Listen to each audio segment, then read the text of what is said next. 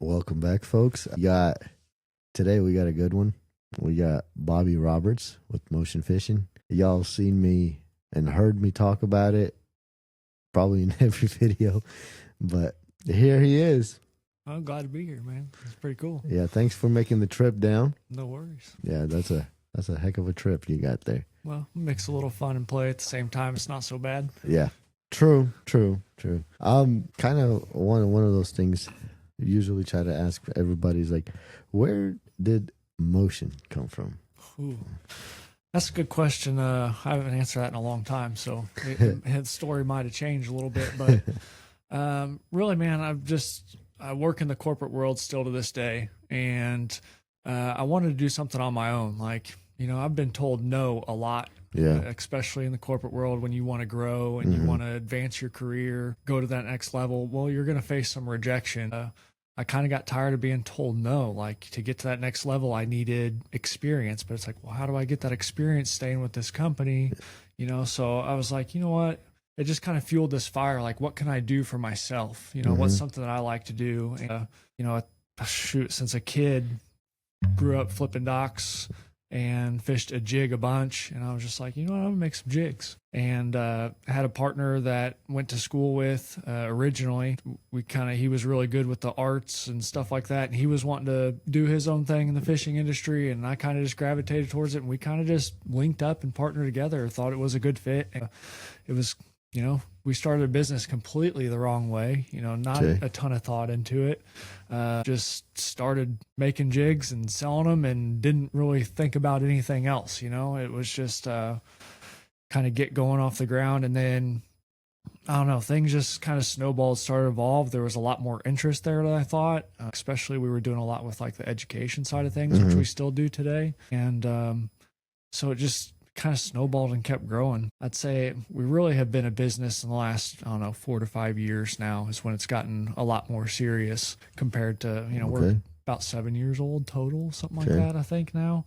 But it all just came from like wanting to do something for myself and learn and grow something, but it had to be something that I was passionate about, and fishing is where I landed. And I just, like I said, love fishing a jig, and it's easy to make. And I got tired of fixing jigs out there. I got tired of skirts falling down. Like, I actually, funny you had to mention the skirt falling off. So whenever we linked up, I have a dedicated box just for motion jigs. That's all that's in there. And everything from the football jigs to the flash mobs to the swim jigs, there's a lot of jigs. It's a pretty heavy box. Weighs the nose of the boat down a little bit. It's actually in the front of the boat too. But my brother and I, we went out fun fishing yesterday, and I just got a new shipment of the jigs in, and I put those away, and I'm saving them for the tournament coming up here next couple of days, which it'll be over by the time you guys hear this. And I have another box that I have all kinds of jigs in. They're just random, I couldn't even tell you half the names in there. To be honest, yesterday we pulled out, there was a color, there's a Missouri Craw color, and there was a similar one in a different brand, and the Missouri Craw was working. So we're like, all right, I'm like, hey, we're breaking off. They're in brush piles and fishing big rock piles. I'm like, why don't we just break off through those other ones first? I'm like, don't use my good ones. Yeah. Like, just leave those for the tournament, please. And so we went into that other box. I seen a similar color. I grabbed it by the skirt, and all I pulled out was the skirt. I'm like, yeah, here you go. I just gave him another motion jig. I'm like, yeah, forget it. We're not even going to bother. Yeah. And I got tired of it, man. It was just the same deal. Or, you catch a fish and your skirt's pulled down. You got to fix it. It's never the same. And oh, no, you're right. It just gets tiring. I got tired. The more I learned about business, especially the fishing side of things, I get it. Companies need something fast. They need something cheap to be profitable. So I understand why it's all outsourced. But at the same time, like, it's not a good product for the angler. Yeah. Like, they expect people just to go through them and trash them and buy a new one and, be a good consumer. And it's like, man, there had to be something better. Like, there had to be a way to bring a scalable, quality product to the market that worked. So we started with the hand tie. Like I originally, like when we first started this thing, we were all, do it molds just out of my garage, just pouring the standard stuff, but it worked. From there it was just like evolving. It's like, all right, well, this jig does this. What do we want it to do next? Like, how do we make this better, but our own? If we're really going to scale this thing, we need to be proprietary. So we just, played with it, and we linked up with a bunch of anglers like yourself, and we just had a ton of talks around this. Like, how do we make this better? How do we get people excited about a jig again?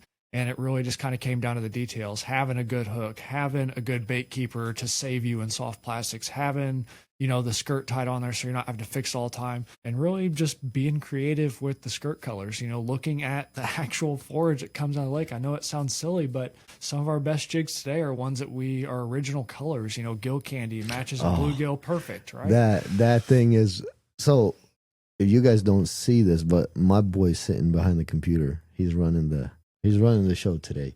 But he and I was fishing a night tournament about a month ago, a little more, right? A little over a month ago. And he pulled out a gill candy and he caught his PB, a 4-pounder. Heck yeah. And granted, he's 9. That's awesome. So he catches this 4-pounder, and now every time he breaks off, he's like, do we have any more gill candy left? And then he goes straight for the gill candy. He don't care about the PB&J. He don't care about the rest of them. He wants his gill candy, and then, yeah, that's kind of the thing. And yesterday I outfished with the gill candy. Yeah. It's a good one. It's my favorite color right now. That one and the bruiser. Yeah. Those two, the staples. They're like, if you buy any baits, like if you don't want to get confused with all the colors, and just those two, and you'll be fine. Yeah, that's honestly, through the education portion that we do. I love connecting with people, like hearing that kind of success story of your boy catching a PB. Like, that's the kind of stuff that keeps us going. Like, that's the kind of stuff that makes us want to do better, because we're teaching somebody and we're getting them hooked on the outdoors. We're getting them hooked on that excitement, and it's just that, like, fishing can be simple. It really can. You can overcomplicate it, but it can be simple, like a jig. Get you a green pumpkin jig, get you a black and blue jig. You could travel the country. Yep. Any day. Doesn't matter the weather condition. Like, they'll 100%. Bite that jig. You just have to figure out how to fish it. How fast do they want it? What do they want the profile to look like? And you're going to catch some bass. Oh, yeah. And it's just, you keep it that simple, especially for a new angler coming. Yeah. It makes things easy and fun. Yeah. Yeah, for sure. And I mean, I have a buddy that's trying to match that color. I'm like, dude, just buy it. He's like, no, I got to fish like soon. And he's like, it won't come in time. I'm like, I could let you borrow one, but that's about as far as you'll get. You're going to have to buy some. Like, you can't match the color. I don't think there is another one that matches. No, but we take some time with that one. That's probably our most expensive skirt and most time consuming skirt, but it's one of those ones that's worth it and works. And like you said, everybody gets excited. You mentioned the hook quality. Yesterday it was pretty funny too. My brother hooked on to a brush pile. We were fishing brush piles, like heavy. He hooked onto a brush pile, and he was yanking and broke the hook of a different jig, not the motion jig. I hooked onto so many piles, and I finally bent a hook out. Yep. And it bent out, didn't break. It bent out. I bent it back and caught more fish with it. Football jig? Yeah. Yeah. And I caught a 3.5, something like that, after bending the hook back, and I boat flipped them, and it still works. Perfect. Nothing's wrong with it. And it's kind of funny because he pulls out, he looks at it, he's like, yep, so this happened. We couldn't throw in the trash. We make a joke now because there was a different company that we were like big fans of. I don't know what they changed, but the skirts are falling out, the hook's breaking, and they get hung. Like, yeah, it's annoying. It's very annoying. And like the timing when hooking up with you, it was like perfect timing too. Because like whenever I got those, and then I caught a couple fish and started using them. And my brother Mark, he's the big jig guy. Yeah, and he's like, let me have one of those.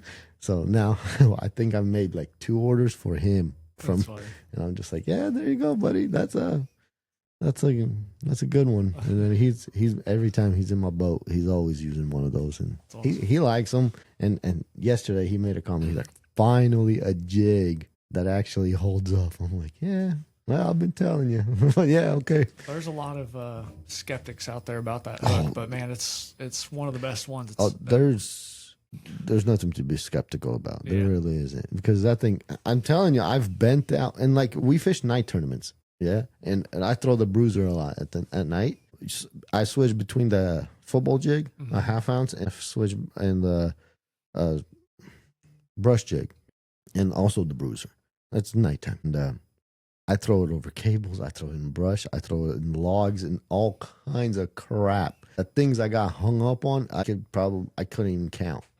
I still have one jig that I'm still using for a month already, and I have not lost any fish that were like badly hooked. And my buddy, so last weekend we went out, and my buddy, I gave him a PB&J, and I put myself a bruiser, and we were fishing. And the first fish he caught, it was about 3 pounds. Yeah, he caught him, he flipped him in, and his boat flipping skills sucked, but he went to lift and it hit the side of the boat. I'm like, what are you doing? He picks it up by the line and flips it. I'm like, what on earth? And then he picks up the bass and he's like, all right, okay, we got it, whatever. I got the live well pumping, and he's sitting there, man, you got any pliers? He's like, I can't get this hook out. Yeah. I'm like, yeah, there you go, buddy. He's like, what jig is this again? I'm like, yeah, that's the one I'm trying to get here. It's, that flipping jig, it's either going to stick them way down in the cheek or just right through the top. Dude, every time. And it's a pain in the butt to get it out. Yeah. But hey, I'd rather have that pain in the butt than freaking fish falling off. No doubt. Yeah, when we found that hook for the football jig, it was like, man, this thing actually makes a difference. It really did. Growing up, like, I remember fishing like the Hack Attack jig a bunch, but I felt like you do lose some of those fish if you're not using, really big gear, really big line, because those hooks are so big. Mm-hmm. And, sometimes it's harder to get that penetration, or if you do, like, it's making such a big hole sometimes that it's giving that hook an opportunity. If you get the fish right, like, it's going to pop out. So you think it's the giving it such a big hole, huh? I mean, I can't prove that, right? Yeah, but it makes sense. Yeah, it makes sense. Like, it's just, unless you're using really big gear to winch them things in, like, I get it, maybe fishing out of grass or something like that, like a big, real thick hook could make sense. If you're using a big 8-foot rod, braid, all that kind of, I can understand it. But if you're everyday fisherman, especially around here in the Midwest, like, you don't need something that big, and you want something a little bit thinner so you get that penetration easier. Mm-hmm. And that's why we're finding them, like, deeper hooked in the cheeks and the side, and you're not going to get those fish. They're not going to be able to throw it because they're pegged in there so sideways. Yeah, I got go to my TikTok and Instagram. I posted a reel, and if you see the bass that I caught, it was yesterday's fishing. Most of the bass jigs were like way in to where like just the tops of the jig was sticking out, and I'm just like, they were wanting it. Yeah, they were eating it. They were eating it good. I know we got to go film tomorrow, but I really hope they're eating. Yeah. Because last couple of times kind of been very fun. Yeah. They've been chewing the jig. You've been having a good year. Like I said, since we linked up, you kind of had this little wave of momentum. It's been pretty fun. It's something else for me, because like last year was the first year I actually fished tournaments to where like I call them serious tournaments, like already bigger, bigger circuits and stuff. I fished a bunch of little stuff to where it's like $30 here, $10 there, like just for fun. But like this last year was the first time, and my brother and I finished, I want to say 9th in AOI on the AIA circuit on Lake of the Ozarks. Those are hammers. Yeah, for sure. Oh my God, those guys. And then we finished that, and I'm just like, okay, all right. I think we could do it, you know? And then so this year I'm actually fishing 3 circuits. Are you? Yeah. And 2 of them, the AIA and the OMTT. That's right. We made the championship on both of them.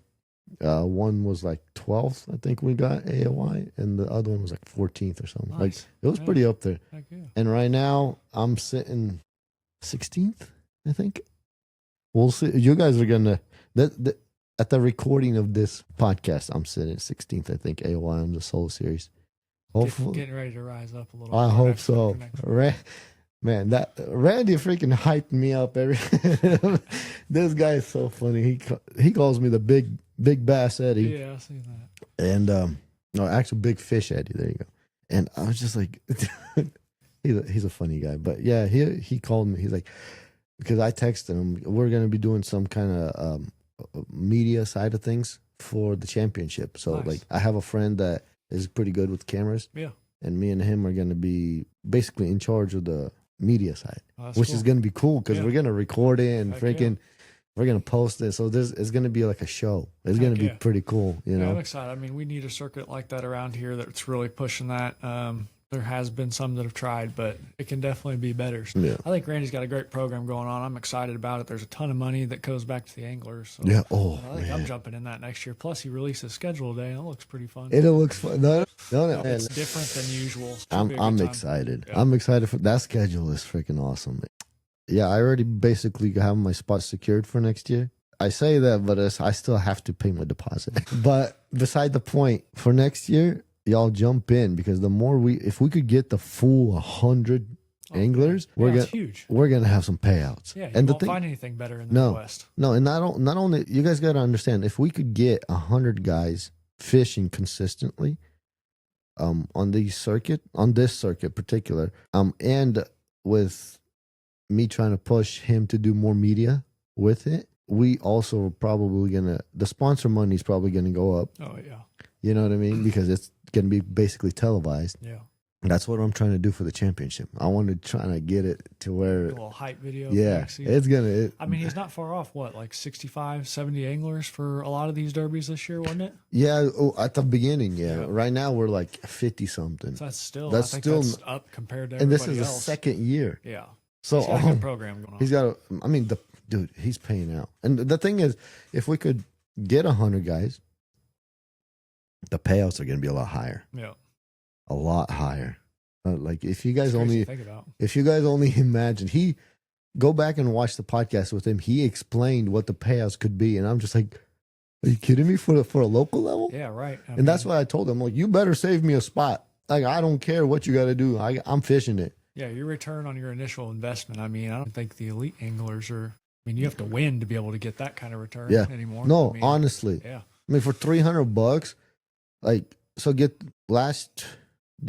what's it called? The Truman event. It was 300, all of them $300. For 10th, with like 50, I think it was like 50 or 52 anglers. For 10th, I got $400 back. But for the, what's it called? Like the winner got like $3,000 something, like almost $4,000. I mean, guys, that's pretty freaking good. Yeah. No, and if we could get 100 anglers, I think he said it's going to pay down to like 25th spot or something. So like you get top 25, you get your entry back plus Yeah. some Yeah. gas money, you know what I mean? And it's like, why not? It's better than the circuit with a co-angler in your boat. 100%. Like I don't want to say anything bad because me and my brother, we fish pretty good together. Yeah. We really do.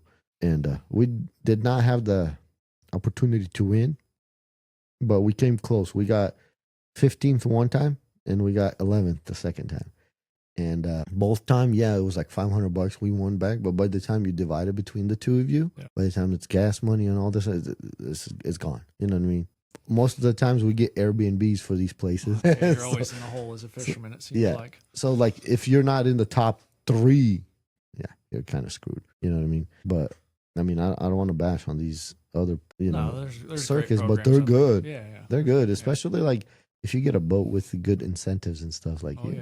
Pay out big time. y'all can make some money. That's right. You know what I mean? Plus, I started I've been fishing some solo stuff, popping into things. I Mhm. found what I like about it is just like the decision making too. Yeah. Like It's all on you. even if it's a family member or something, I mean, you're worried about is that person having fun today? If the fishing gets slow, like, Oh, you're can I right. help them in any way? Like your mind just isn't there 100%. And then when you're fishing solo, like you can make a bad decision, make a 15-minute run or a 10-minute run, get to that spot and be like, that was terrible, and turn around, and you don't have to worry about anybody else. You know that you Yeah. only wasted, your little bit of time, but going with your gut and those decisions, like I found that I just fish a lot better in that scenario because I'm just Me too. out there, just clear mind and nature, enjoying my time and figuring out the fish. 100%. I agree with you 100%. Even though, like, yeah, like I said, I love fishing with my brothers. It's a good time. We do good together as well. We bounce ideas off each other all day long. That's the thing I like fishing with them per se. Than like some other people that I fish with, is they actually like if it slows down, they'll be like, all right, hey, maybe we should make a run. Try Or, hey, something, yeah, like maybe we should change baits or something. I fished with people that like they will fish all day with one bait, and I'm like, buddy, you ain't caught one in like 7 hours. Like you think you might want to change something? You know, I'm over here going through 50 rods. I mean, it's not always a good thing, but right. you know, it works. But like that 50 rod thing on Truman, that was one of those that you cannot be switching a bunch of rods. And I stuck with 2 rods basically all day long. Grinder. It was a grinder. Yep. But I caught the right ones. You know what I mean? The ones that I needed. And yeah, that one was a good one. Like I usually do good in those tournaments. Yeah, I was proud of you on that one too, especially talking to you before. We had a little nerves. You're like, I don't know about this. Oh, like, hey, stick with it. You'll figure it out. Yeah, I went. See you do it was cool. Yeah, I went to I pre-fished the day before, and not a single keeper, not one. And the fish that we did catch were on a shaky head, and I'm just like, Lord help me, please. I cannot be throwing a shaky. I hate the shaky head. I cannot stand it. I don't know why. I just can't. I will throw a Texas rig over a shaky head any day. You know what I mean? And I'm just like, Lord help me. I need something, some kind of direction. You know, a couple tips, and then I just stuck with it. Oh, I was throwing the buzzbait. Yeah. I caught one of my good keepers on it first thing in the morning. That's a perfect place for it too. I mean, they eat the buzzbait. And we're going to another one. Should be a good deal. Another good buzzbait lake. Yeah, should only get better. I'd hope so. Yeah. I mean, the Table Rock buzzbait bite basically died. Yeah. Like, I will get a swirl or a blow up here and there, but they're not eating it. I don't know, maybe play with maybe trailer or something. I don't know. Yeah. I'll play with it and figure it out, but I can't connect. As soon as that water started going down pretty fast, changed them. It's gone. Like the buzzbait bite, but because it was fun. Me and my boy, we was in people's backyards throwing the buzzbait. That was flooded for a while. Oh yeah, and it was fun because like the bushes were like really really high, and like all the fresh greenery you throw through the buzzbait through there. Ooh, I was tearing them. Yeah. So that buzzbait for me has 2 5s under the belt. That's very sweet. That's in a hurry too. Yeah. Oh yeah, and then they didn't bend out. That's wait for the release, folks. Wait for the release. I was very impressed. Very impressed. I flipped the first one that I caught was a 3-pounder, and I flipped it in, and the buzzbait stayed the same shape. I'm like, okay, all right. And then I have 2 5s, one on a silver, one on a gold. Yep. But neither one of them bent. That's awesome. The gold one bent because I hooked a tree. That's a different story. Well, I'm excited about that. It's just one of those products for us, not trying to reinvent the wheel, but just put out another good product that works, that people can pick up and build some confidence in, and again, save you some money and some plastic. The feedback has been awesome. Yeah, it's been cool. We're excited. We're close on that. Yeah, the people close. I made that post. And people just blew me up. They're like, "Hey, well, we want it. I'm like, "Oh crap! I probably should have waited a little bit." But it's all right. People are waiting for it, so we're ready. We just got most of the blanks done, so now it's about assembly and finalizing package. Oh heck yeah! Starting to build a little content around it. So hopefully we're within a couple weeks, maybe. Oh heck yeah, that'd be pretty. Maybe start hitting the stores. Yeah. Getting close. I would say, we're ready for retail. I would say probably within 45 days. I mean, we'll start selling some online to people. But again, we got to figure out the packaging. We're trying to keep that, again, simple. So getting that just done. Once that's complete, then, we'll be ready to go for it. Oh, heck yeah. But that one pretty is close. I've been having a lot of fun with that one. Like that's the one that I'm like, it's awesome that everybody's going to get it, but kind of sucks. I've been kind of... There for a little bit when the water was high, I went on a little bit of a tear with it. It's pretty fun. That's one of those baits that's just like favorite to throw. It's just your top water never gets old, and we fish a lot of lakes to where you can fish that thing for a lot of the year and know it's going to catch a big one. So it's just like, man, it's pretty addicting just to keep winding that thing around and wait for that bite. Yeah, especially with like the modern day, everybody's like fishing with the scoping, which I love. Oh, guys, I'm not gonna dog on scoping because that's also one of my favorite things to do. I really like it. I enjoy it, and the minnows, especially the fish you're catching on the darn thing. I've done well. I'm not gonna complain one bit. With like, it's kind of sometimes nice to go back to like what you were doing yesterday. We used a scope, but it was to locate brush piles. Right. We weren't throwing at the fish. You know what I mean? And it's kind of cool because like we're throwing a jig, and I threw the buzzbait a little bit too, and it's kind of nice that like that buzzbait. Oh, man, it's gonna sound like I'm just trying to hype it up, but I'm telling the truth. I'm like, that's the truth. Right out of the package, the squeal. You guys seen me post that I was breaking in a buzzbait before tied to an antenna. You got to do that, you know, to some of these buzzbaits. But this one, straight out of the package, like I just did that little click, and I hear the squeal. I'm like, oh yeah, yep, that's the one. That's all you need. That's in my opinion. I grew up with a squeal. I don't mind a clacker sometimes, but for the most part, I don't know. I think it scares more fish than it does. I don't think I've ever caught one with a clacker. Yeah, I'm not a fan. I know they catch big fish. I've seen it, right? But it's not my go-to. I feel like a squeak will outperform 100%. At least 3 to 1. Yeah, at least 100%. And I just recently started skipping it. Oh yeah. You put it in some spots where other anglers aren't, you're gonna get bit. She'll go. Yeah. She'll go.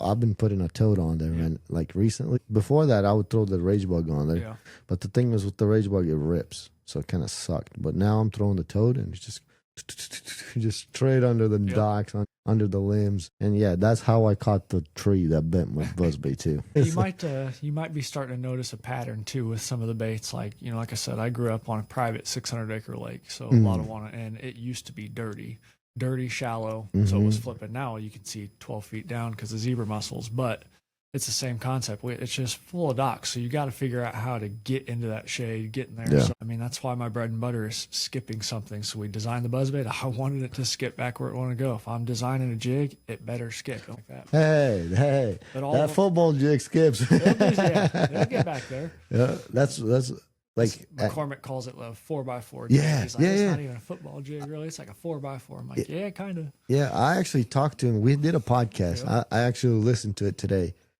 And again, even though I was on it, but yeah, we talked about it, and he was like, "Man, it's like an AT4. It goes everywhere." I'm like, I mean, kinda, yeah. Like I put in brush, I put it in, and I don't know what you do with the keeper or the hook tie, the line tie. Yeah.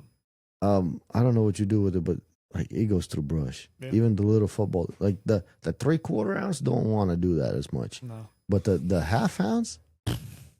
That baby goes right through the brush, and I'm throwing the football jig. Yep. And then I only started throwing the brush jig, I don't know, about 3 weeks ago. I usually don't throw the brush jig.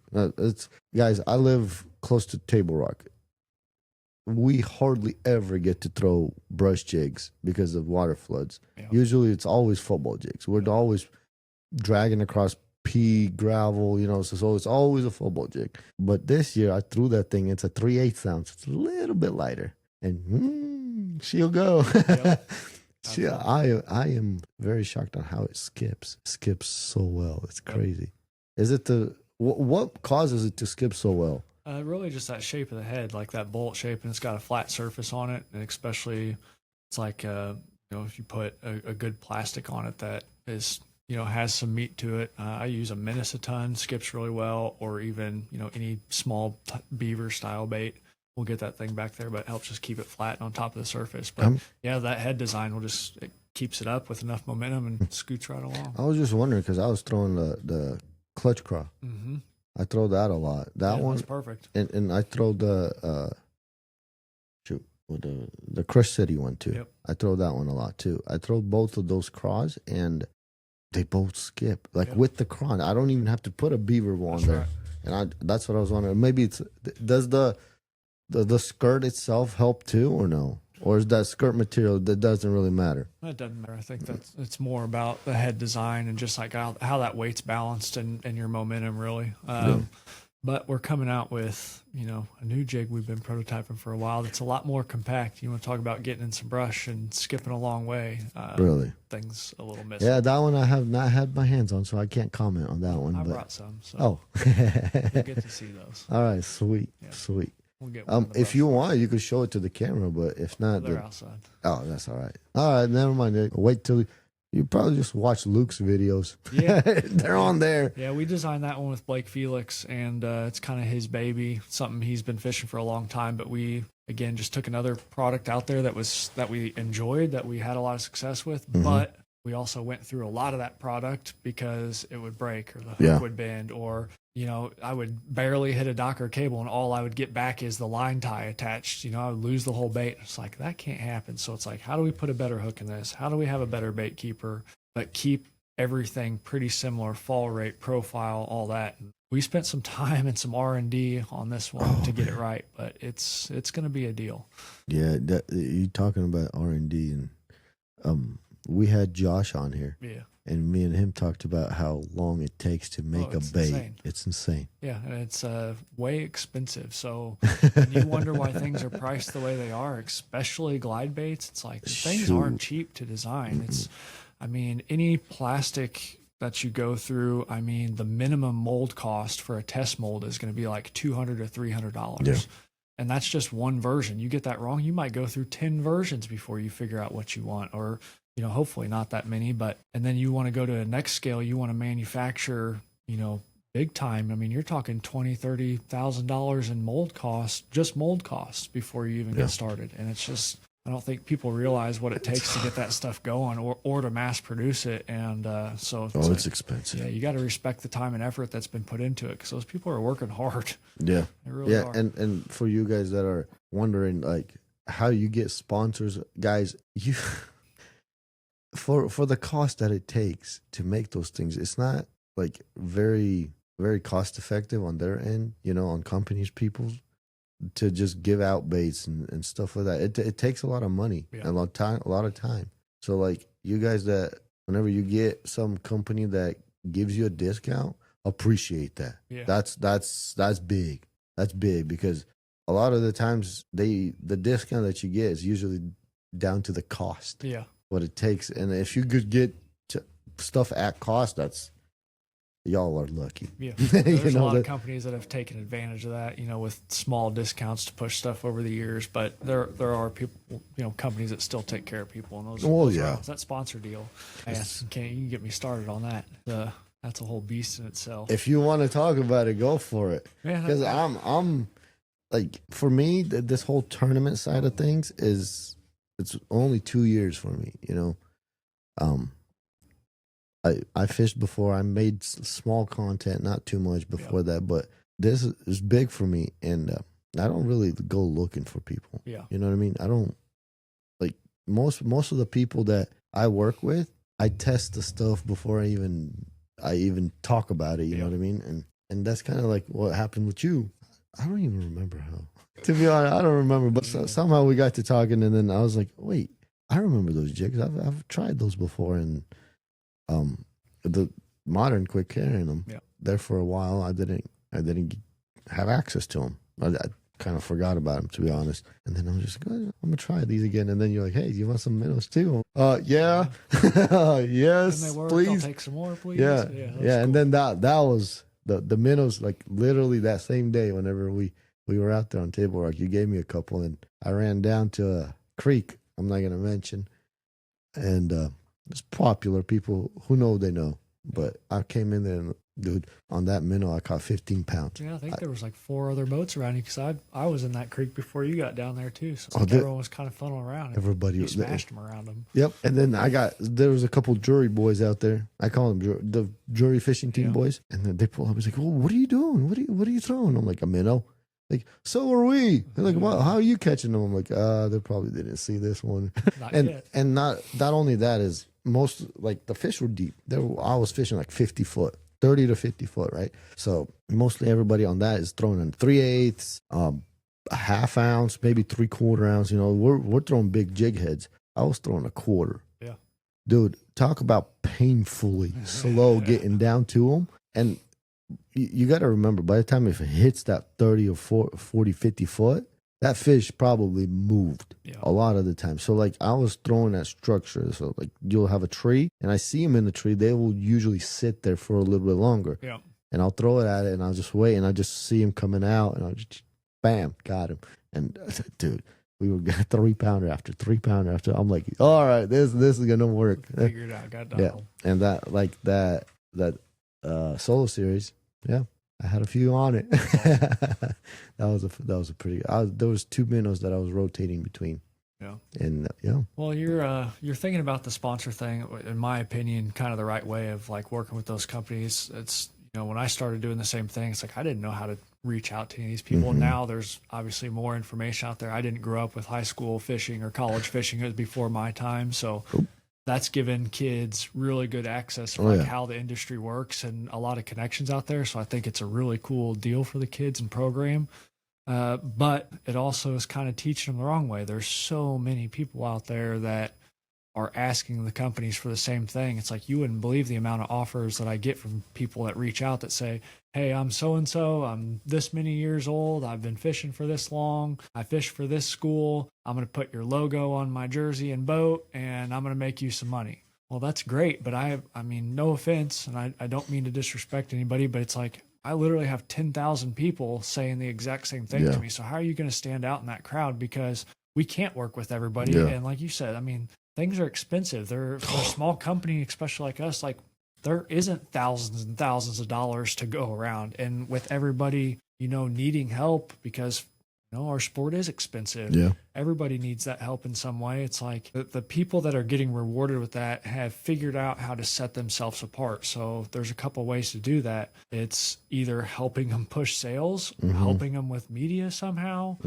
building relationships with those people, but ultimately like figuring out how to help them grow their business. And the more time that you can put into building that relationship and understanding what it takes to move a product, then you're going to get rewards from those companies. And I think that's a big difference maker. There's a really good opportunity right now to build your own brand personally. And I think that's really cool, but most people don't realize what it takes to be successful in that. And it's 100% commitment. Like if you want to fish, you better be fishing every day. You better go all in. You better be hustling on the media side because someone's going to outwork you that way and they're going to get rewarded for it. And the market has shifted towards all the media stuff lately. So it's, it's something you need to learn. And it works. Yeah, it definitely works. And if you think that, I mean, this is a rare thing anymore, that if you think you're gonna land sponsors with just a rod and reel, there's another thing coming for you. You're gonna wake up pretty quick. I don't think most people understand or realize that a lot of the pros that they see on TV or grew up watching on TV, most of those pros either own their own business and that's how they're funding themselves, or they've saved up the money from winning local tournaments and stuff and they're footing their own bill, and they don't realize that these anglers are already in the hole $50,000-$60,000 of their own money before they even make a cast. They think, oh, they're on TV, they got all these sponsor dollars coming. That's not how it works. Those companies do want to be partnered with those people, but it's, like, again, there isn't a ton of funds to go around, so they have to be selective. And at least half the pros are funding themselves in a way, and you have to put the effort out there to get it. I remember that Gerald Swindle made a post one time, and he was talking. He's like, you know what I do during the off season? He's like, I'm working shows. He's like, I'm washing boats. He's like, and he was like showing that and he broke it down how much he gets paid. And he's like, I got to be in this city and do a show for this company that I'm a partner with. And then, like, he runs around, does all these things. And he's like, this is how it gets funded. He's like, if you think just with a rod and reel, it's not going to happen. It might. But you got to be freaking good. You got to be think about it. What do they have? 7 tournaments in a year? 7. So if they're putting 55,000 of their own money in the pot to start, or they were, I guess that's changed this year a little bit. But we're talking decades in the past. Everybody's been putting that money in the pot. It's like you got to finish. You have to make the cut out of 5 of those tournaments just to break even, and that's a break-even check. 5 out of the 7, you have to make the cut. And so that's doing better than 75 other guys every time. Right. And how, in reality, how often does that happen? You know tough. What I mean? You're fishing against the best in the world too. I mean, even at a local level, you're fishing against guys that have gone all in and fishing locally, and they're fishing every day. I mean, fishing at every level is pretty darn tough. So that's why it takes that commitment of fishing every day, being involved in the industry. I think another avenue, going back kind of to the sponsor stuff that I think is missed a lot, is looking at these non-endemic sponsors. So who can you work with outside of the fishing industry that you can help? There's a lot of that opportunity out there. I mean, you think about, car dealers. Everybody needs a truck. Everybody, there's detailing. I mean, there's a lot of different stuff. A lot of companies, insurance. I mean, everybody has to have insurance. How can you help an insurance agent, right? I mean, there's a lot of other avenues that you can explore that probably don't have as many hands out.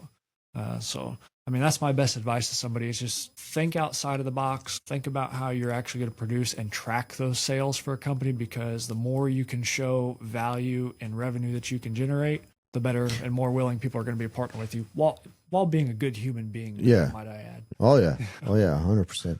Like you're talking about the non-endemics. Like I have a construction company.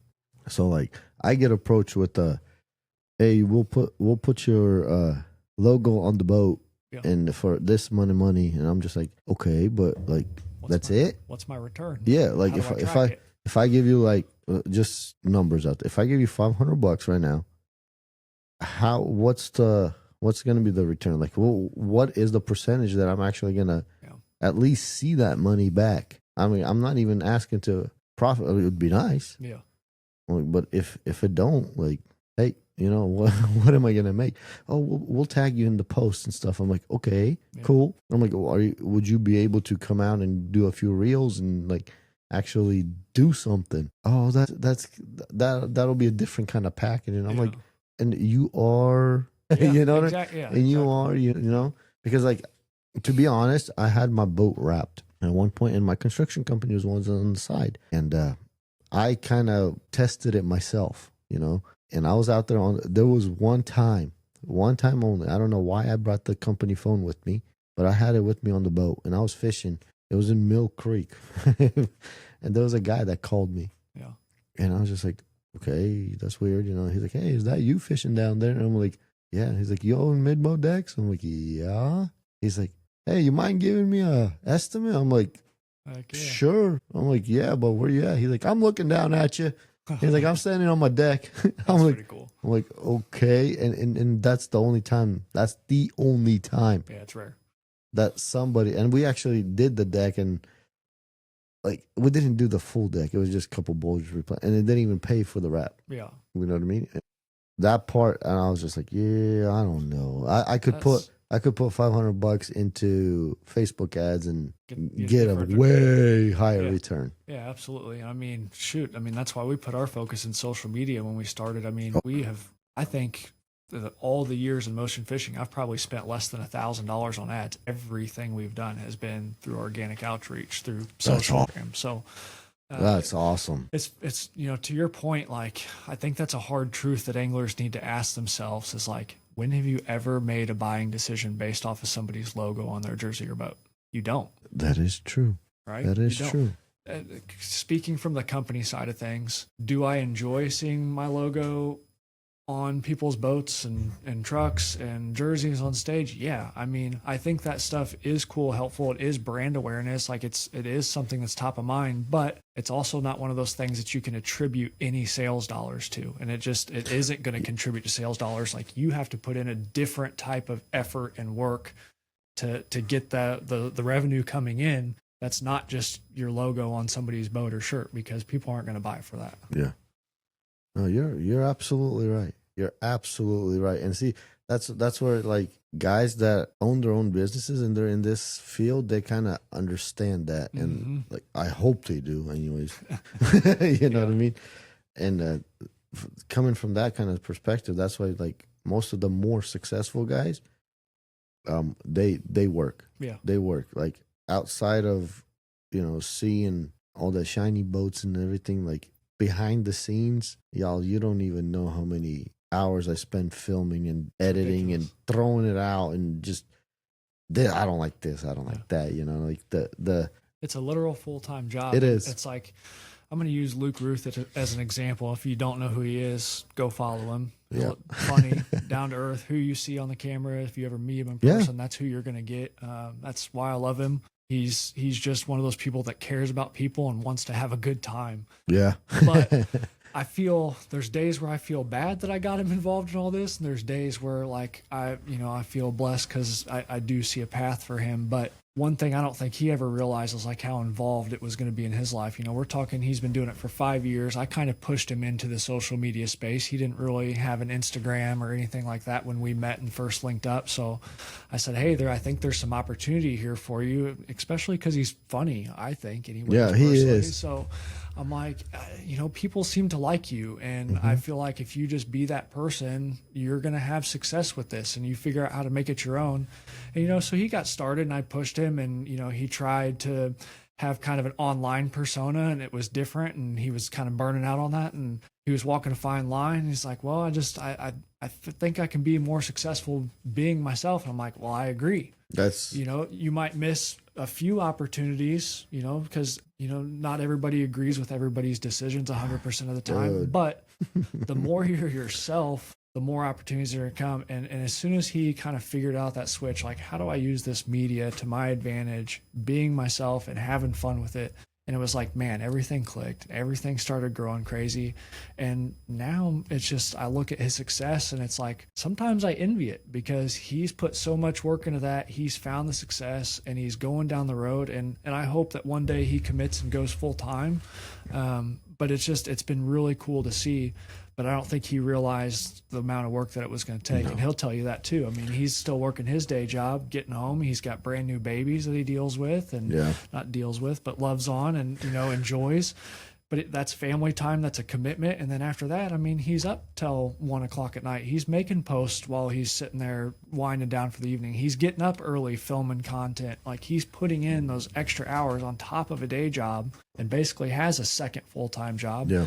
But that commitment over time has paid off significantly for him, and it's really cool to see. And that's where I think the opportunity is for people, but it takes that commitment. It takes a lot of work. Yeah. It takes a lot of work. So, like, just to give you a little idea, what my fishing day kind of goes like, Luke does the same. I've seen him do it. So whenever we're pulling up to the boat ramp, right, we pull out our phone and turn on the camera, and then we say something stupid, something small, something, or just like a little view of the lake or something, and then we're like, okay, cool. We're backing down the boat. We'll probably maybe take we pull out the phone, take a shot of the mirror, bro, something. We're always thinking of filming, which before that, my idea was always like, okay, cool. I'm pulling up to the ramp. And while I'm pulling up to the ramp, I'm like, all right, it's calm. The birds are diving over there. Okay, cool.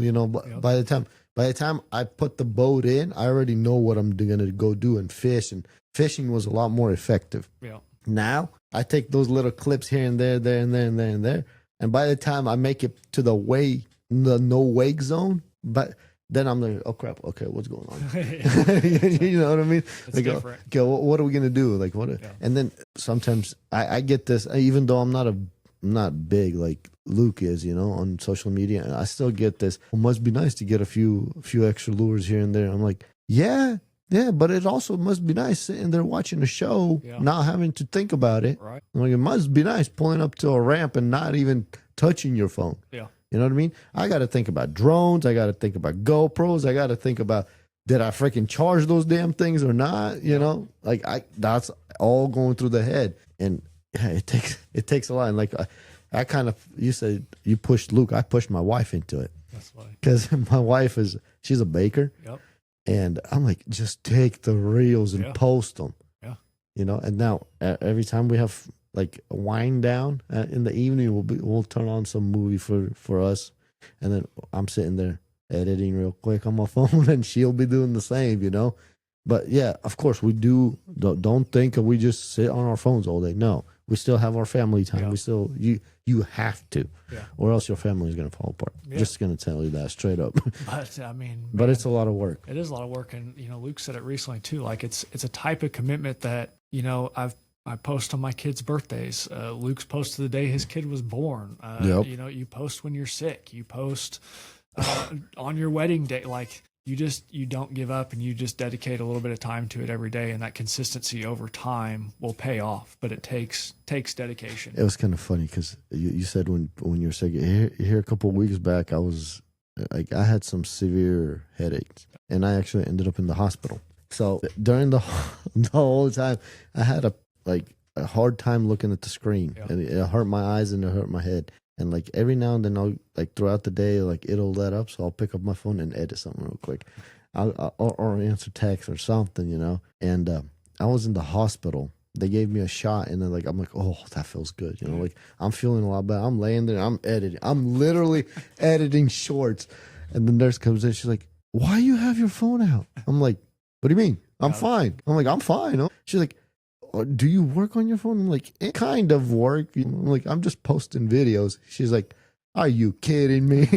She's like, "You better get off that phone before your head gets worse." I'm like, "Well, just give me a minute. I got a few hours here." Like, so I laid in the hospital for I think 7 hours while everything kicked in or whatever, tests and stuff. And during that 7 hours, I was able to edit 2 videos and like 10 shorts. Yeah. And guys, that's the kind of commitment that Bobby's talking about. That Luke actually was on here, and he told me for that 5 years he posted every single day. Every day. He did not miss a day. I can't say the same anymore. I used to. Probably 8, like I said, 7 or 8 years in doing motion now. Mm-hmm. And it's been, like I said, Instagram was our go-to. So it's like that was our most. I think the most that I've missed is probably 8 posts, 9 posts in that 8 years. Dang. That's daily, if not multiple times a day. There were some days where we were grinding 3 posts a day, plus stories at the same time, plus live feeds. Like, it's hard. It can get crazy. You definitely have to find that balance. And I think that's my best advice for kids getting it today. I find myself in a weird catch-22. I have a lot of neighborhood kids that, you know, have grown to love it by fishing with me and around me and growing up on the lake. And it's like they want to be committed and involved. It's like, well, shoot, I want to get them started early. Like I want to teach them this stuff so they have the knowledge. But at the same time, I also want them to be kids still, you know? Yeah. Like, so you're in a weird catch-22 with some of that. But one thing that I've realized is if you are going to make the commitment to it, you can kind of decide what that schedule is going to be. It doesn't have to be every day, but if it's not every day, you better put the effort into learning what viral content is, because there are formulas for it, right? Like it is a science. You can go study how to make those virals and be consistent with it. So the more effort and quality you can put out there in those videos, you might not have to post as much as long as you're getting that bigger return for each video. But I haven't figured it out yet. it takes a lot of time, a lot of study. No, I had 2 videos that went viral, and it's the dumbest thing. And like literally, putting a swim bait on a jig head. I'm like, wow. Yeah, some of them. And then don't make the sense. stuff that I actually explain and like go into detail, they 500 views, and you're like, I have so much more followers. Nobody even watched it. Yeah. Hey, it is what it is. And then like the dumbest things will go viral, and you're like, okay, whatever. Yeah. So yeah, I haven't figured that out, but I don't know. My business won't, like, it's not an excuse. You know what I mean? It's not an excuse because I still find time to try to post. I try to, like, I can't post every day. I don't have the time for that. I try to do it at least 3 times a week. Yeah. And that's my minimum. Yep. Minimum. If I could do it every day, great. And sometimes I'll reuse the same content. It's just I'll re-edit it and, like, put some funny comment or something, you know, and people love it. Yeah, that's a great way to go about it too. And that'll save a ton of time. Like you don't have to, I mean, when you find some strategies that work, like duplicate that. There's a ton of people, TikTok was really fun to watch. Like I was kind of early on to that. I did miss the boat a little bit, but it was fun to watch people kind of figure out what that niche was. Like as soon as they had a video that go viral and they duplicate it, like, okay, I can do this same thing almost every day, tweak it a little bit. And it's just like, man, you've seen virality like just skyrocket. And that's a lot of what social media is today is like you find that pattern in your content that works. And it's like, okay, how do I just fine tune this, keep fine tuning. And then you'll figure it out like, okay, this strategy works. And now I just need to keep duplicating it over and over and change one little thing. And it works. Yeah. And that goes from, I heard Andrew Tate, a bunch of you guys know who it is, but he was the one that kind of, like, it made me think about it years ago. And he's like, if you guys want to be successful, quit consuming the content. Start producing the content. And then I was thinking about it, thinking like, he's absolutely right. Yeah. Because when you, like that, think about it. I catch myself doing this. If I get on some reels and Instagram's putting some funny reel, I'll spend an hour and a half watching all that stuff. Sucked in. Yeah, it's funny. Yeah. It's entertaining. But then like I'll catch myself, I'm like, that hour and a half, I could have edited like 3 shorts. Yeah. You know, and I'm just like, crap. You'll eventually, like I said, with the consistency and over time, like you can start to get in a mindset to where I think Luke will probably agree to this too. It's like you almost get in a mindset that's like the content that you are consuming is like almost for educational purposes. Like, okay, what worked in this video and how would I apply it? What worked in this? Like, what did I like about this video? How would I apply it to my content? And I'm not saying steal what these people are doing, but you see a pattern in, like I said, in virality.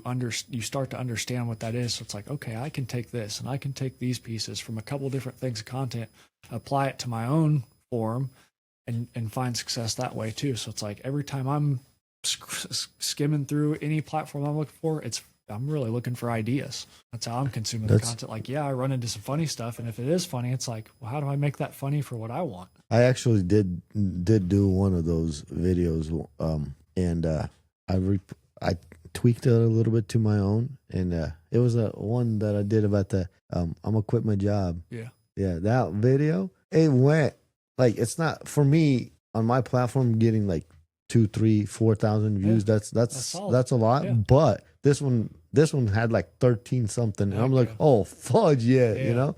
And then I made another funny one with my boy in it, like, taking him out of school. You know what I mean? And then that one took off. I'm like, okay, all right. So that kind of content is funny. And then without realizing it, Luke's is similar. And I'm like, crap, I don't want to really copy him, but yeah, it's pretty funny. And then I'm starting to incorporate some things. I'm playing with it, obviously. And like, I don't know, people don't want education. They want funny.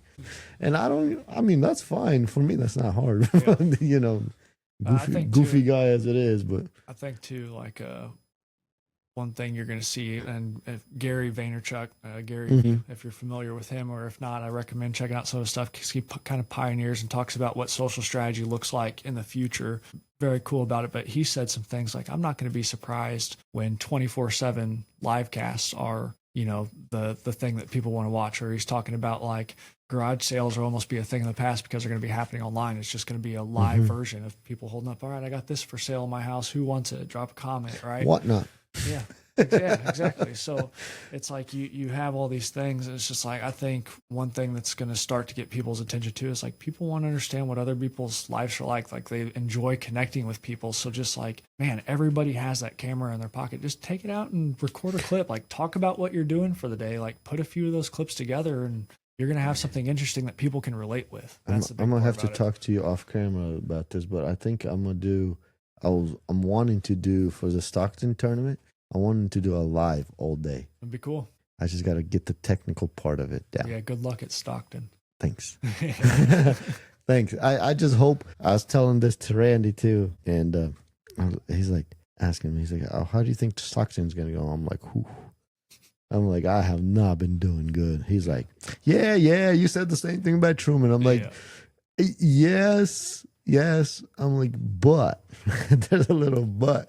I'm like, Stockton sucks. And the weights have been low. And I mean, I think a couple of weeks ago, Luke got second and it was like 14 something. Yeah. So it's bouncing back. Yeah, it's coming back. That's so a fun lake. And I'm almost dreading it because like if it's bouncing back, it's gonna suck for me.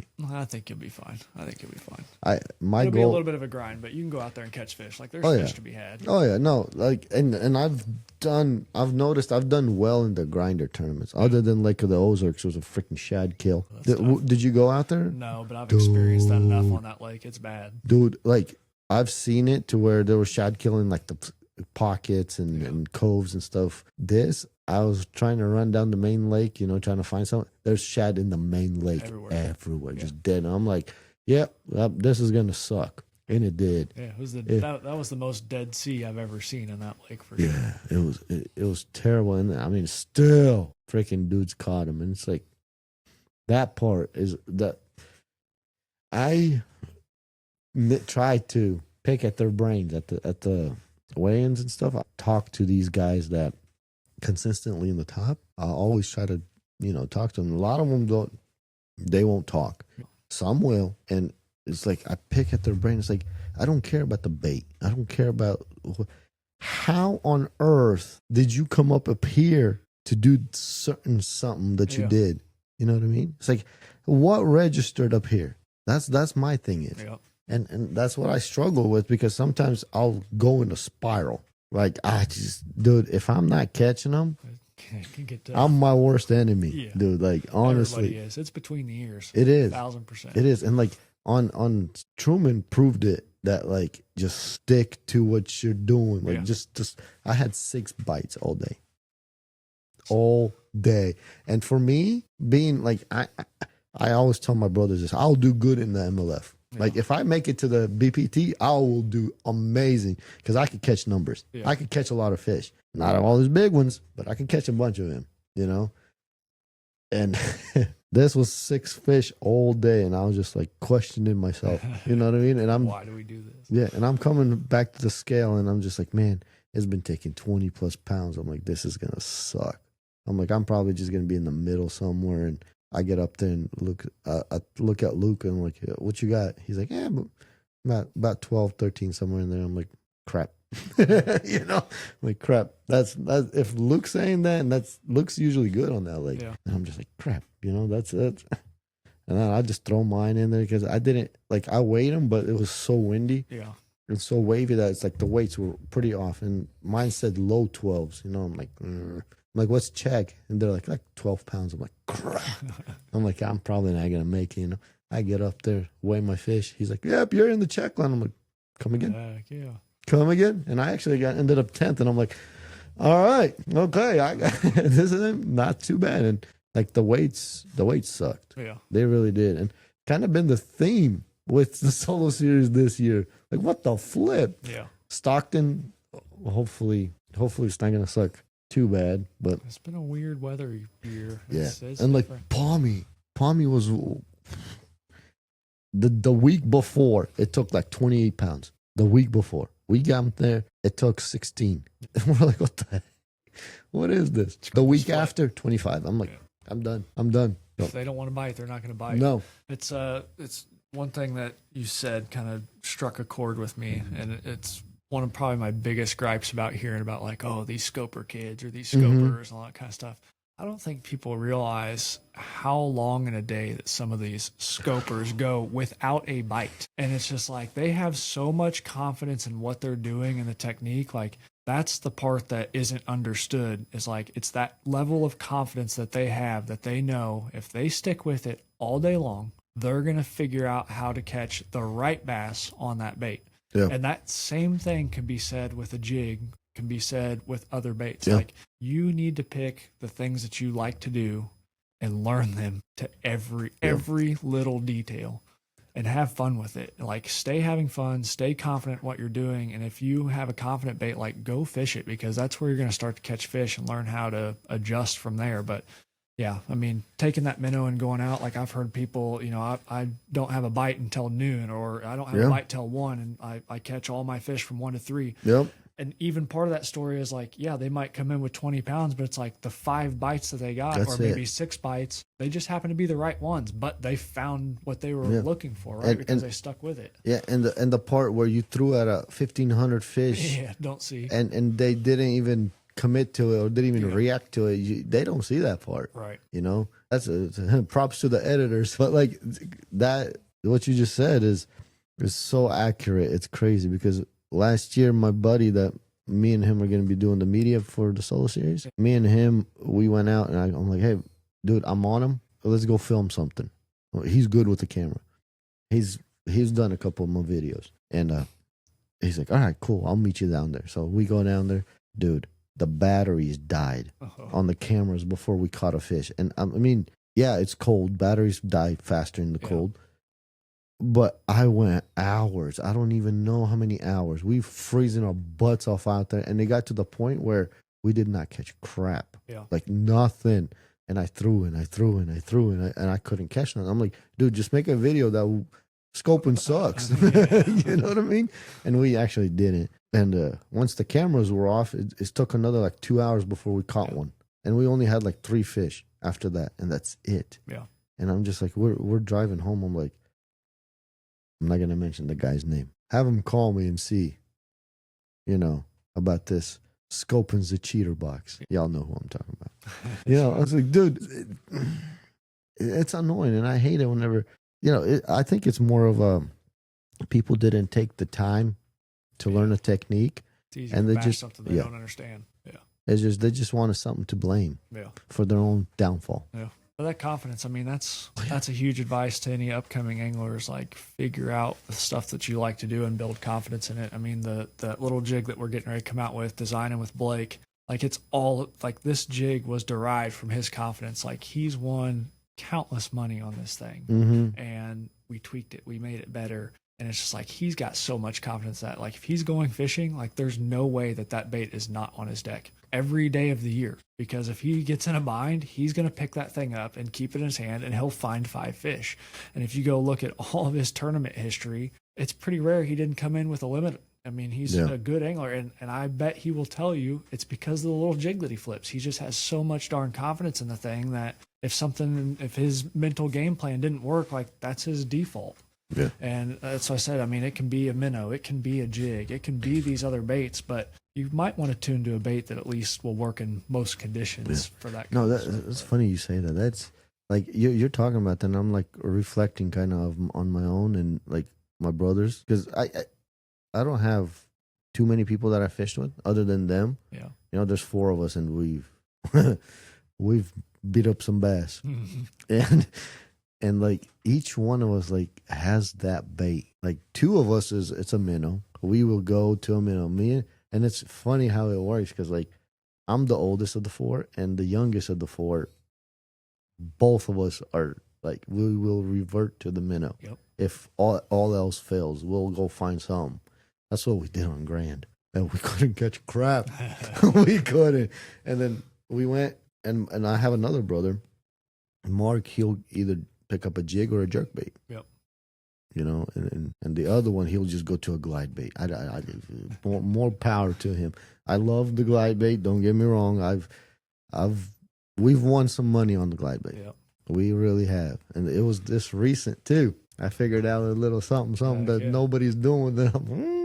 I'm not going to talk about it. Yeah, Josh has definitely sparked my addiction because of those glide baits. I mean, but that is the same thing too. I mean, you can definitely make it work, and this year has been an awesome year for it because we have had all the flooded cover and everything's it's shined. But I mean, his success you can definitely see because I mean it's nationwide. It doesn't matter the body of water that you go to. Like you will find a population of fish that want to eat that glide if you present it the right way, the right. I mean, it's just like everything else: right style, right size, right profile, and you're going to get the bites. And if you can, like I said, pick out a bait. A jerk bait's a great one. A jig's a good one.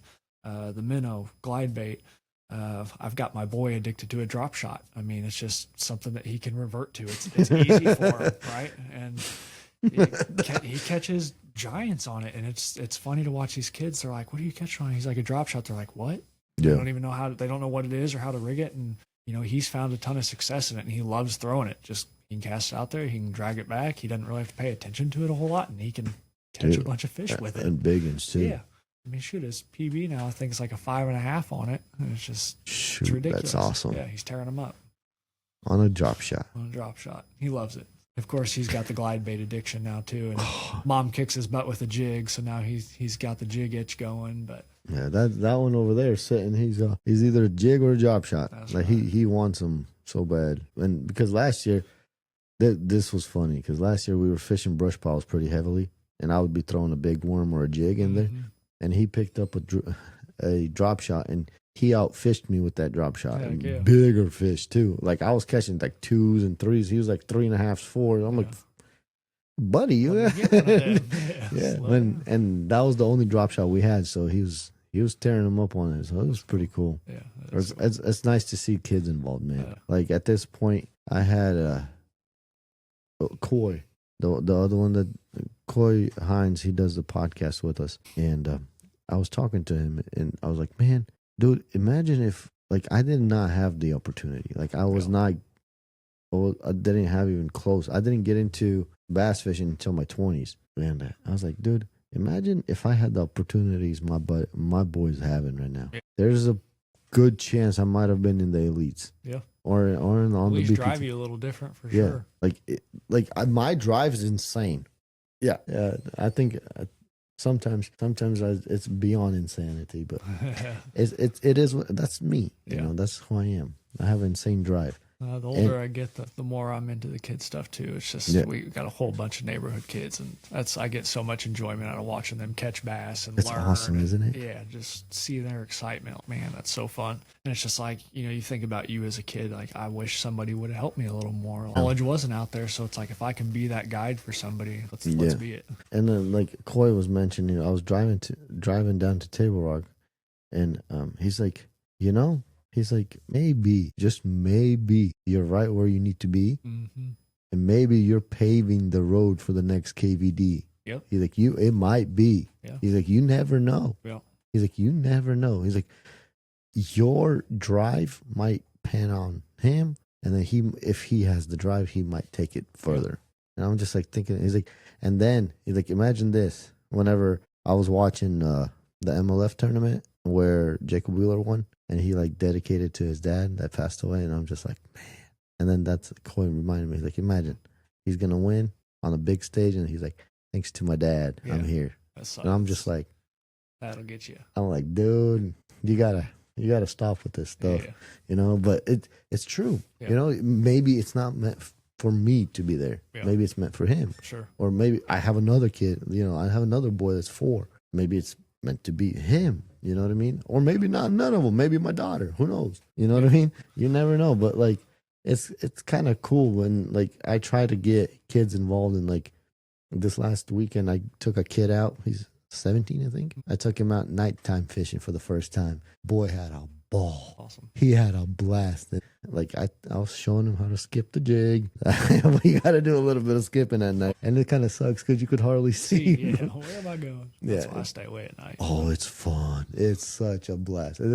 It's one of my favorites. Honestly, it's one of my favorites. I just pick up that jig in my hand. That's it all night long, and just skip it around. Awesome. It's fun. And like for me, I've found more joy.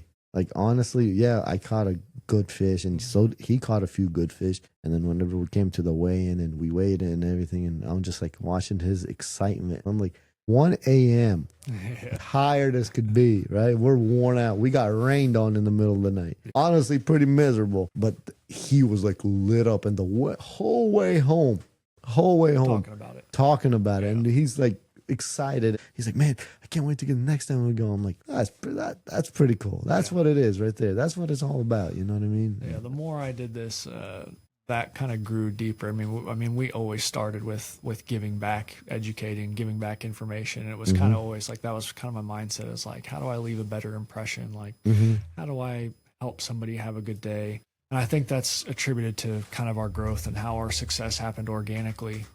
That way is just by continually doing that. And I kind of pitch the same thing with Luke. I'm like, you got to think about your audience. Like, what are you teaching these kids? What do you want to teach them? Because that's who is going to watch it. Yeah, you're going to have a bunch of adults, but I think it's important to think about the youth and who's paying attention, because, man, it is easy to mess up a kid's life. And if you're not paying attention to that stuff, like, shoot.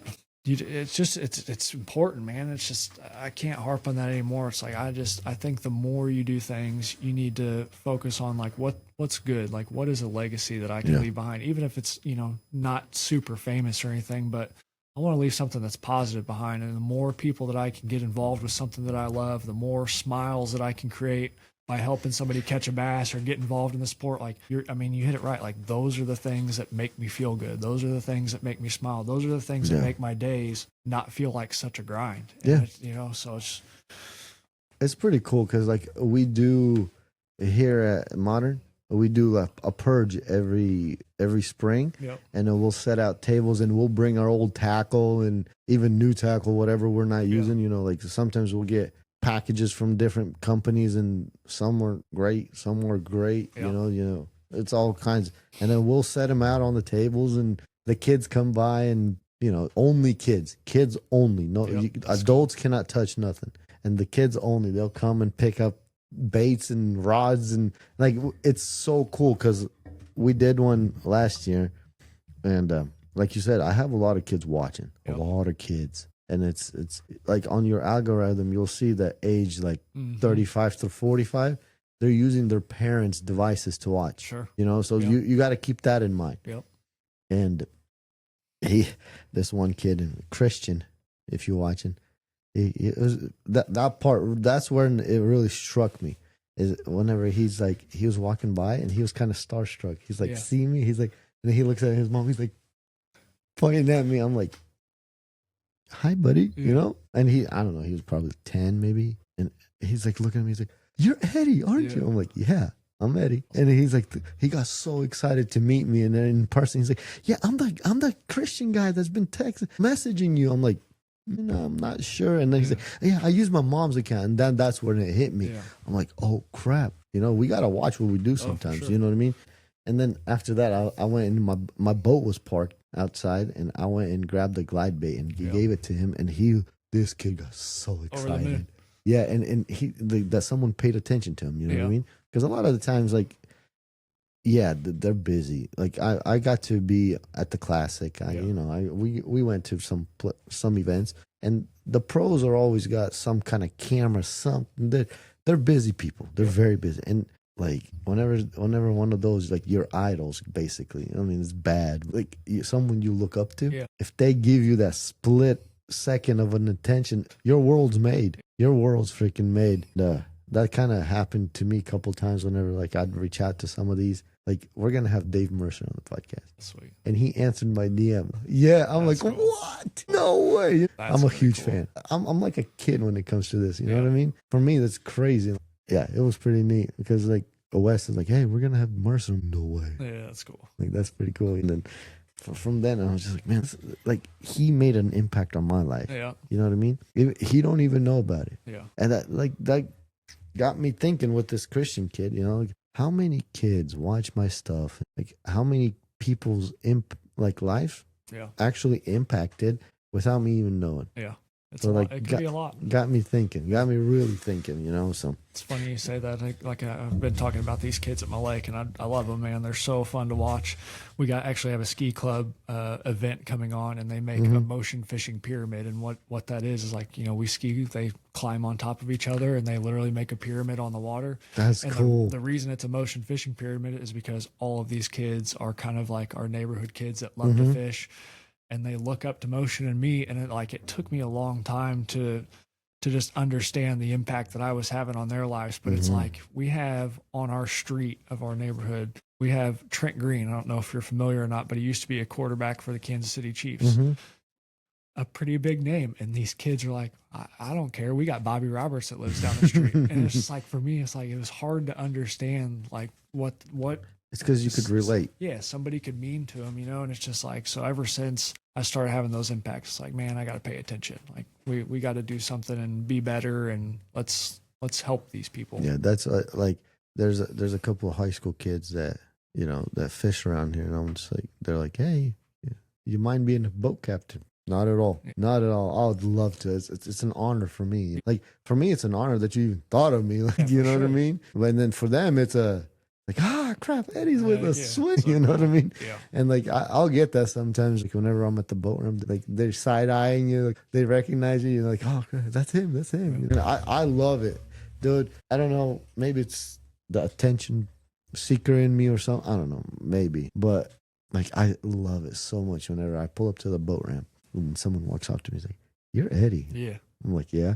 They're like, oh man, I've been following you, and like, thanks for this tip. And I'm like, what? Cool. Yeah. You're no problem, you know? And then I'll forget, like, because I've done, I don't know how many hundreds of videos, you know what I mean? Yeah. I don't remember every tip that I give out there, but somebody watched it and is happy. And then, like, today, I had to do the part that I don't like to do, is whenever someone comments something mean, and then I will answer. Yeah, I will I will not leave it to where a lot of the people, like, these, I call them trolls. Yeah. You know what I mean? They'll comment something mean and something like really, really mean, you know? And I'll answer them, and then it'll shut them up, or they'll delete their comments. Yeah, we don't tolerate that kind of stuff either. I text, they use some profanity, and I'm like, hey, there's a lot of kids watching this. I'm like, there's no room for this. And I haven't checked if they deleted it or not, but a lot of times they do, or they'll edit. Yeah. You know, you guys know how it goes. But yeah, a lot of the times, and I had one I posted a video of him catching a trout out of a trout park. Guys, everybody knows it's easy to catch him there. Yeah. That's not the point. The point is he was having fun. Having fun. That's Catching it. fish. That's all I care about. I could care less. You know what I mean? Yeah. About me. I literally, that day, I was with my, at that time, 2-year-old. I was just sitting there chilling with him. And then he was tearing them up with his sister. Yeah. They were having a blast.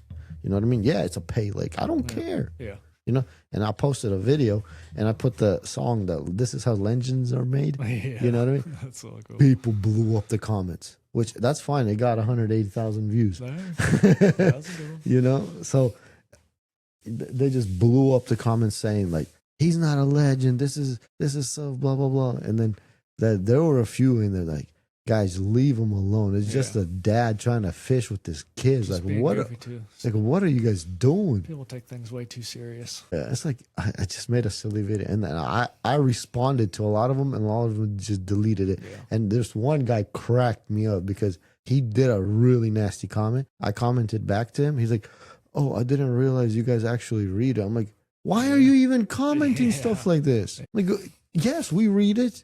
You know what I mean? Who cares if you have 100 followers or 1,000,000 followers? Somebody reads your comment. Yeah. I think it's easy for people to forget that we're all humans. We all have feelings. And when you're behind that keyboard, it doesn't make you invincible. Right? No. I mean, that's the big impact I think about anymore. It's like, man, we all need to be better humans. Yeah. Like, come on, man. We're here for fun. It's like, I don't care if somebody's in scuba gear putting fish on a kid's line. If that kid's having fun when they're reeling in a fish, like I see their smile, shoot, that's all that matters to me. Like, let's go have a good time and enjoy the outdoors. Like, Yeah, for me, you know how much fun it was, like watching him get hooked on it, and then like even to this day, he's still, hey, can we go trout fishing? Like, yeah, bass fish a lot more now. You know, sometimes we don't have the time, or I just don't want to. It sounds bad, but it's true. Sometimes I come home just dead tired, and I'm just like, I'm done. You know what I mean? I don't have energy for anything. And like I said, I work in construction, so it's a lot of physical labor. Mm-hmm. Sometimes I come home, I really don't want to do anything, especially if it's concrete day. Yeah. They'll suck. Or 108 coming up next week. Yeah, I seen that. I'm not excited. Sorry to remind you. No, you're fine. We'll work half days usually, but it sucks because we don't get as much done. But it's okay. We just make it through. We'll make it up in the fall. Yep. You know, as long as it's not monsoon season like we just had. But that sucks too. The rain could stop. I'm over it. Me too. Little as long as Stockton's. No, let me rephrase this. Keep it in the bushes a little bit, maybe. No, it's so Stockton came down to the where it's that perfect in the bushes. Yeah.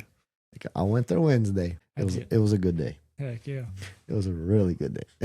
And I'm just like, please God, stay. Let it stay because they're drawing the lake. Yeah. Let it stay or dump some rain. That's the only thing I'm nervous about Stockton anymore is they seem to be wanting to draw that thing down a bunch and not care how much water's coming out of it here moving in the future. So kind of nervous about how that lake's future is going to look like, but hopefully it stays good. I kind of it's a fun place. I really hope that they will up the limit on white bass and walleye out of there. Way too much. Yeah. Way too much. Dude, it used to be to where you go to Stockton and if you catch a walleye, it was a celebratory thing. You're like, oh crap, it's a walleye. He's going home. But yeah, you know, it's a walleye. Now it's like, crap, it's a walleye. You throw them back. And there's a lot of them. There's a lot. Yeah. And we we don't throw them back. We eat them. But like, there's a lot of white bass. Way too much white bass. And I'm a picky eater when it comes to fish. Yeah. And I don't like white bass. I really don't. I'll eat crappie, white, and walleye. That's basically my two favorites. And yeah, we'll keep all the walleye, any legal walleye. I like eating fish, but I get too lazy to clean them. I couldn't tell you the amount of days where I loaded up the live well, get back to the boat ramp. I'm like, yeah, I don't think so. And then just start checking them back. You know, like, funny you say that. We do that a lot too. I'll be like, oh yeah, we'll keep them. And like, we'll catch some big crappies or something. We'll throw them in. And like, oh yeah, we'll keep. We get to the boat ramp. I'm like, buddy, I really don't feel like cleaning them. I'm like, you cool with me throwing them? He'll gripe about it, but he'll be like, yeah. And then I'm like, if they're alive, they're going back in. He's like, yep, alive. Yep, they're all gone. It's funny too. Like I'll have as much as I don't enjoy cleaning fish, you'll have those days too, especially with jerkbait fishing, where it's like you catch a big crappie on a jerkbait or something. You're like, man, that'd be a nice one to have. You know, you chuck them back, and it's all of a sudden you catch a second one. And you're like, dang, I probably should have kept that first one. You know, and all of a sudden you're four or five big crappie deep. You're like, man, I should have done that. But in the same breath, I probably would have stuck them in the well and then threw them back when I got to the ramp. No, anyway. but see, we've done them multiple times where you catch a big crappie bass fishing, and like on the third one, you're like, all right, let's start keeping them. You Then you throw, don't catch and that's another one? the only one. And you're like, wait, that was pointless. Yeah. Or you're like, okay, maybe we should go like Lake of the Ozarks. That's a crappie lake. That's a crappie lake. Yeah. And we do that a lot on jerk baits out there. I catch a lot of big crappie. So we would throw them in the live one, and we're like, all right, let's go catch some crappie. And we do not catch a crappie. We'll put on crappie jigs and not single crappie. We're like, yep, we're going home. We're done. Back to bass fishing or something else, you know. Yep. But yeah, it's a good time. I enjoy watching him fish. Mhm. I really do. And like every now and then he'll hop on the trolling motor and like actually control it a little bit, trying to get him into the national youth or Yeah. whatever. Yep. Yeah, I might be doing that next year too. Yeah, that's cool. That's gonna be fun. Yep.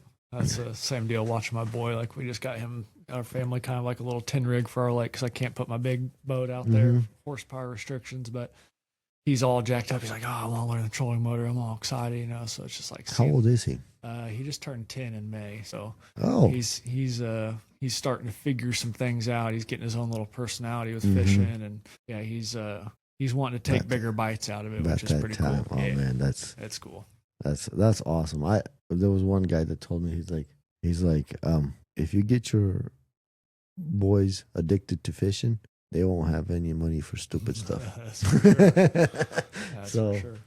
So we're gonna try keep him on that path. You know what I mean? That's at least my idea. Is if he wants to go a different route, by golly, Well, go we'll for get Junior some more gill candy jigs so he can catch some more bass. it. That's why I got big. That's funny. Yeah. But yeah, all right. Appreciate you, Bobby, coming out. No worries, man. Glad to be here. Thank Yeah, you. thank you, sir. And we're gonna sign out. Lucas, go ahead, press that green one. Yeah. There it is. Appreciate you. And they got a 7-pound small. Dollar smallmouth. Dollar smallmouth. Dollar smallmouth.